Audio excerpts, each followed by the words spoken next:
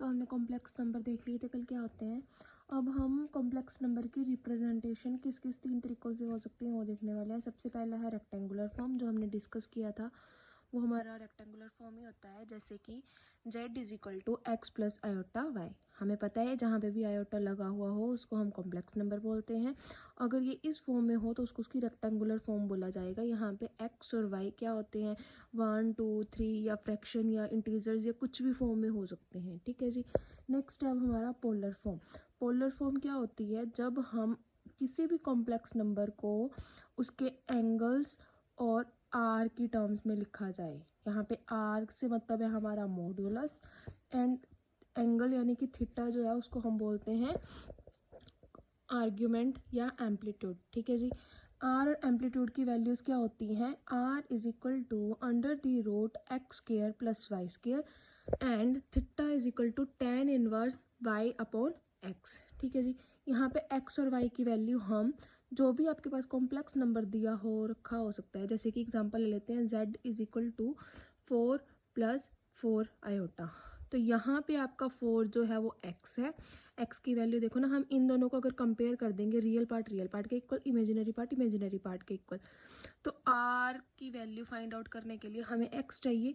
तो x की value कितनी है, 4 है, और y की वैल्यू कितनी है, वो भी 4 है। तो अगर हम r की वैल्यू को आइडेंटिफाई करना चाहते हैं तो हम क्या करेंगे, r की वैल्यू को फाइंड करने के लिए हम इसके फॉर्मूले में x और y को पुट कर देंगे। जैसे कि z = अगर 4 + 4 आयोटा है तो हम मॉड्यूलस फाइंड आउट करने के लिए इसका फॉर्मूला अप्लाई कर देंगे। मॉड्यूलस को रिप्रेजेंट करने के लिए हम z का मोड भी लगा देते हैं। इसका मतलब क्या है, उसका मॉड्यूलस ही है। अब इसकी वैल्यू कितनी होती है, √x² + y²। तो इसकी वैल्यू को फाइंड आउट करने के लिए यहाँ पे क्या आ जाएगा, y²। तो y² की वैल्यू, x² कितना हुआ 16, y² कितना हुआ 16, और √32, और 32 से हम कॉमन फैक्टर निकाल के 4 यहाँ से बाहर आ जाएगा, 2 अंदर बच जाएगा। तो r की वैल्यू कितनी आ गई है, 4√2 आ गई है। ये हमारा क्या निकल गया है, ये हमारा निकल गया है मॉड्यूलस। अब मॉड्यूलस के साथ साथ में आर्ग्यूमेंट, जिसको थीटा बोलते हैं, थीटा की वैल्यू फाइंड आउट करने का भी सेम फॉर्मूले में हम पुट कर देंगे y और x की वैल्यू। तो इसका फॉर्मूला आपको बताया क्या है, tan−1y/x। x और y की वैल्यू आप वही कॉम्प्लेक्स नंबर से फाइंड आउट कर लोगे। मान लो आपके पास दे रखा है कि z = आयोटा एक कॉम्प्लेक्स नंबर है जिसकी सीधी वैल्यू कितनी दे रखी है, आयोटा दे रखी है। अब हम इसको और इसके रेक्टेंगुलर फॉर्म को कंपेयर करेंगे तो हमें क्या मिल जाएगा, यहाँ पे अगर कुछ नहीं है तो यहाँ पे 0 होगा।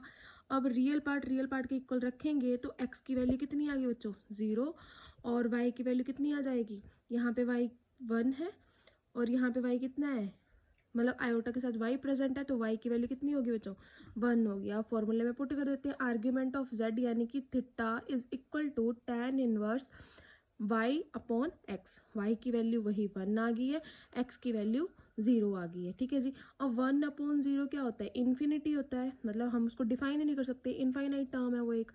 तो हमें अब चेक करना है, हमने tan को ख़त्म करना है, क्योंकि tan की ऐसी वैल्यू कौन से एंगल पे आती है जो हमारी इनफाइनाइट हो। ठीक है जी।